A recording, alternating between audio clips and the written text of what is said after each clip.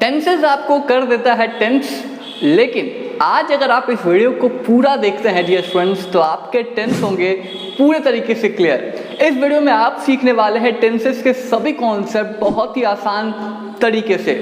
नमस्कार दोस्तों, मेरा नाम है अंकित और मैं हूं आपका इंग्लिश ट्रेनर और सभी का स्वागत है आपके अपने YouTube channel virtual classes learning today leading tomorrow में।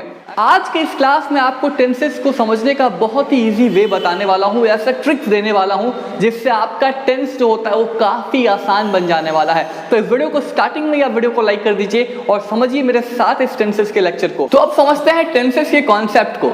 सबसे पहले टेंस के 3 टाइप होते हैं, प्रेजेंट टेंस, पास्ट टेंस और फ्यूचर टेंस। प्रेजेंट टेंस वैसा टेंस जो प्रेजेंट में हो उसे हम प्रेजेंट टेंस कहते हैं, वैसा काम जो पास्ट में हो उसे पास्ट, और ऐसा काम जो फ्यूचर में होगा उससे हम फ्यूचर कहते हैं।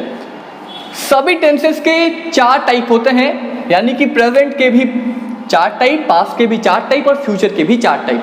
प्रेजेंट का पहला टाइप है प्रेजेंट इंडेफिनिट टेंस, प्रेजेंट का दूसरा टाइप है प्रेजेंट कॉन्टिन्यूअस टेंस और तीसरा टाइप है present perfect continuous tense and चौथा टाइप है प्रेजेंट परफेक्ट कॉन्टिन्यूअस टेंस। वैसे ही पास्ट का भी 4 टाइप और वैसे ही फ्यूचर का भी 4 टाइप। अब समझते हैं इनका मतलब क्या होता है।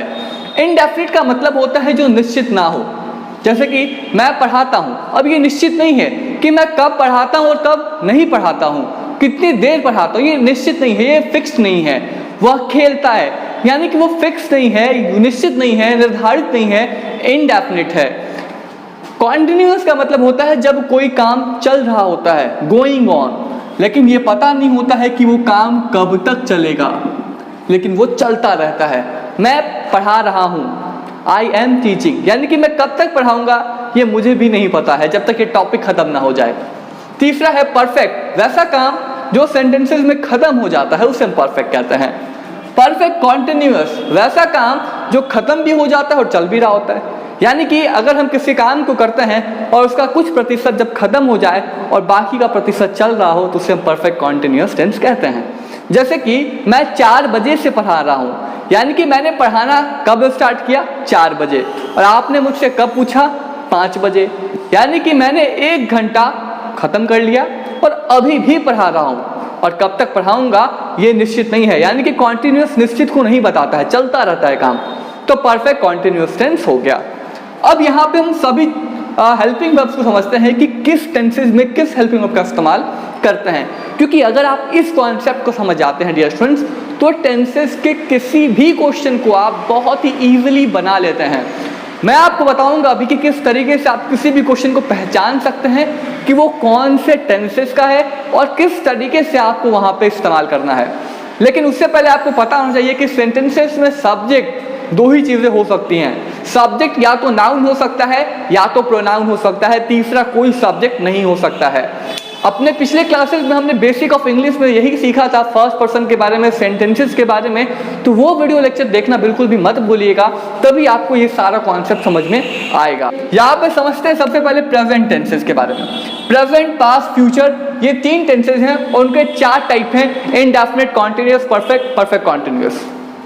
सबसे पहले समझते हैं प्रेजेंट के इंडेफिनिट के बारे में। प्रेजेंट इंडेफिनिट, तो प्रेजेंट इंडेफिनिट यानी कि प्रेजेंट टेंसेस में सबसे पहले आप ये समझ लीजिए कि कौन से हेल्पिंग वर्ब का इस्तेमाल करते हैं आप। ये चीजें आपको समझनी बहुत इंपॉर्टेंट है।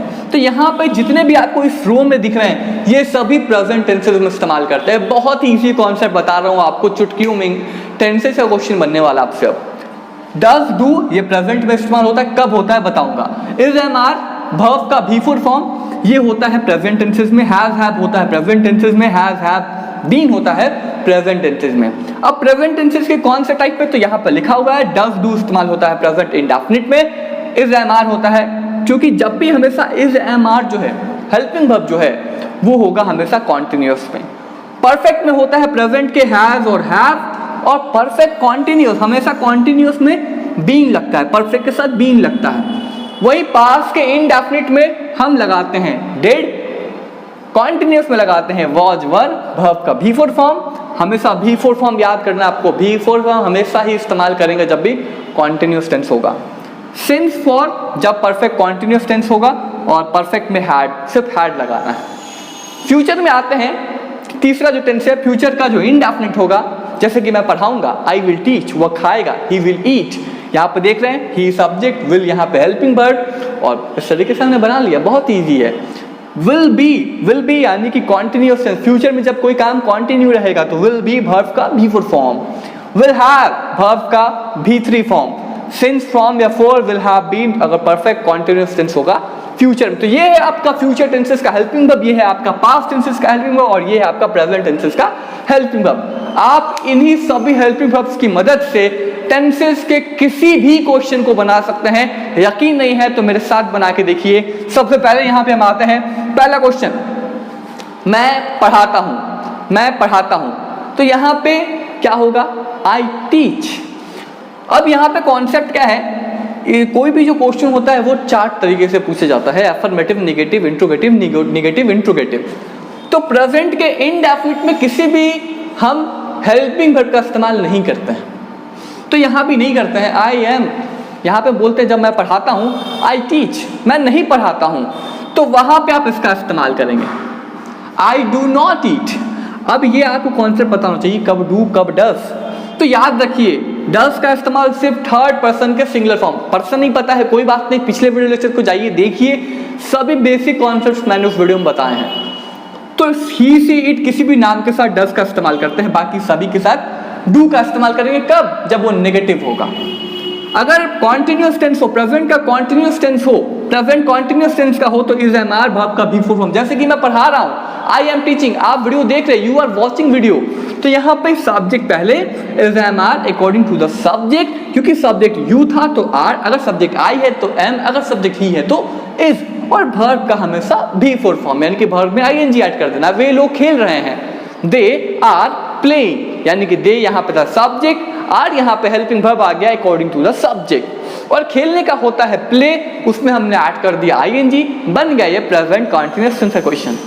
तीसरा जो है हमारा हैज हैव, ऐसा कोई भी जो खत्म हो चुका है, मैंने पढ़ा लिया। वर्ब का V3 फॉर्म कैसे बनाते हैं, तो वर्ब का V3 बनाने का बहुत ही इजी सा वे है, ED या फिर EN लगा के। 95% केसेस में वर्ब्स के फॉर्म में हम ED या फिर EN लगा के उन्हें वर्ब का V3 फॉर्म में चेंज करते हैं, लेकिन कुछ ऐसे वर्ड्स होते हैं जिसे हम EN या फिर ED लगा के नहीं करते, लेकिन वो सभी वर्ड सिर्फ 5% होते हैं, और वो 5% आप याद कर सकते हैं, और उन सभी 5% को आप याद कर लेंगे, मुझे पता है। तो इस तरीके से आप बना सकते हैं।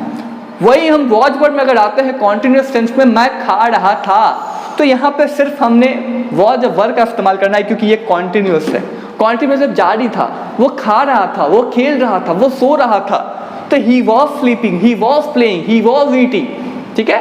अब वर्ब का इस्तेमाल कब होगा, वर्ब का इस्तेमाल होगा यू के साथ, दे के साथ और वी के साथ। वी वर प्लेइंग, हम लोग खेल रहे थे। तो इस तरीके से आप इस्तेमाल कर सकते हैं। अब यहाँ पे एक कॉन्सेप्ट समझना है, सिंस और फॉर।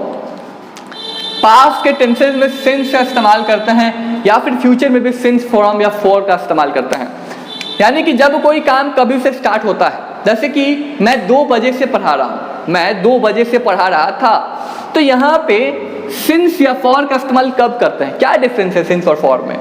तो सिंस का यहाँ पे बहुत इजी सा ट्रिक है, एज फॉर सिंस और एज फॉर स्टार्ट। जब ये बताया जाए सेंटेंसेस में कि काम कब से स्टार्ट हुआ, तो वहाँ सिंस, और जब ये बताया जाए कि सेंटेंसेस में काम कितनी देर हुआ, तो वहाँ पे फॉर।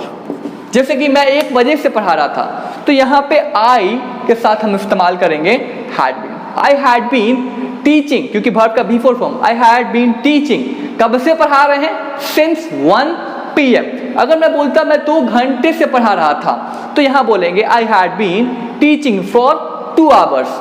यानी कि जब ड्यूरेशन बताना होता है तो वहाँ पे फॉर का इस्तेमाल करते हैं डियर स्टूडेंट्स, और जब हमें बताना होता है काम कब से हमने स्टार्ट किया, एक्शन कब से स्टार्ट हुआ, वहाँ पे स्टार्ट। अब बारी है इस वीडियो में आपको एक शानदार सा ट्रिक देने की, जिससे आप टेंसेस के किसी भी क्वेश्चन को आसान तरीके से बना सकते हैं। टेंसेस का ट्रिक है TSS, यानी कि TSS ट्रिक क्या है, इस ट्रिक को अगर आप अपनाते हैं तो टेंसेस है किसी भी क्वेश्चन को आसान तरीके से बना लेते हैं। तो सबसे पहले आपको किसी भी क्वेश्चन को देखने के साथ उसे क्या पहचानना है, टेंसेस पहचानना है, फिर उसका पहचानना है आपको सेंटेंसेस, और उसके बाद आपको उसका स्ट्रक्चर पुट कर देना है, और जिससे आप किसी भी क्वेश्चन को बना सकते हैं। एग्जाम्पल में समझते हैं, वह खेल रहा था,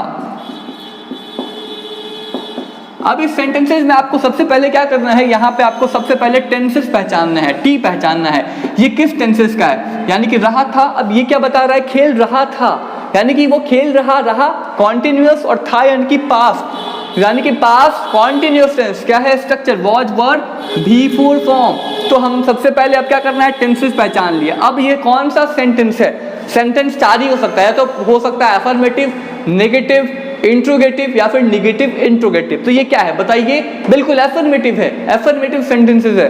तो एफर्मेटिव सेंटेंसेस है, तो एफर्मेटिव सेंटेंसेस में क्या करते हैं, क्या है स्ट्रक्चर, आप स्ट्रक्चर को पहले लिख देते हैं। सब्जेक्ट पहले आता है, बिल्कुल पहले सब्जेक्ट, उसके बाद क्या आता है हेल्पिंग वर्ब, हेल्पिंग वर्ब क्या होगा, वॉज या वर, वॉज होगा, बिल्कुल वॉज क्यों होगा, क्योंकि यहाँ पे था आया है। और दूसरा तरीका क्या है, क्योंकि ये थर्ड पर्सन का सिंगुलर फॉर्म है। ही वॉज खेल रहा था, ही वॉज प्लेइंग। यानी कि इस तरीके से आप सिर्फ इसी क्वेश्चन को नहीं, टेंसेस से किसी भी क्वेश्चन को TSS ट्रिक के मदद से बहुत ही इजी तरीके से बना सकते हैं। टेंसेस के क्वेश्चंस एग्जामिनेशंस में अक्सर पूछे जाते हैं, 9th-10th एग्जामिनेशंस में भी काफी इंपॉर्टेंट होगा आपके लिए। तो इस वीडियो को आप अच्छे तरीके से देखिए और अच्छे तरीके से सीखिए, और कोई भी डाउट है जल्दी से कमेंट बॉक्स में कमेंट करके मुझसे बिल्कुल पूछ सकते हैं। तो आज के क्लास में बस इतना ही। आई होप आपका सभी डाउट क्लियर हुआ होगा इस वीडियो में टेंसेस से रिलेटेड। अगर अभी भी कोई डाउट है तो जल्दी से कमेंट बॉक्स में कमेंट करके पूछ लीजिए और अपने सभी डाउट्स क्लियर कर लीजिए। मिलेंगे फिर अगले क्लासेस में एक नए वीडियो लेक्चर के साथ। तब तक के लिए इस वीडियो को लाइक, हमारे चैनल को सब्सक्राइब और बेल आइकन को दबाना भी मत भूलिए, क्योंकि यहाँ पे मिलने वाले आपको बहुत सारे वीडियोस, बहुत सारे फैकल्टीज के द्वारा बहुत सारे सब्जेक्ट्स। तो इस चैनल को सब्सक्राइब और दूसरों से शेयर करना बिल्कुल भी मत भूलिएगा। हमारा ये नया चैनल है, इसको आप और शेयर करिए और जल्दी हम 1000 सब्सक्राइबर्स पूरे कर सकें, जिससे आपके लिए लाइव क्लासेस ला सकें और आपको हम लाइव पढ़ा सकें। तो ऐसे ही वीडियोस को देखते रहिए, हमसे ऐसे ही सीखते रहिए। तब तक के लिए signing off, keep watching, keep learning.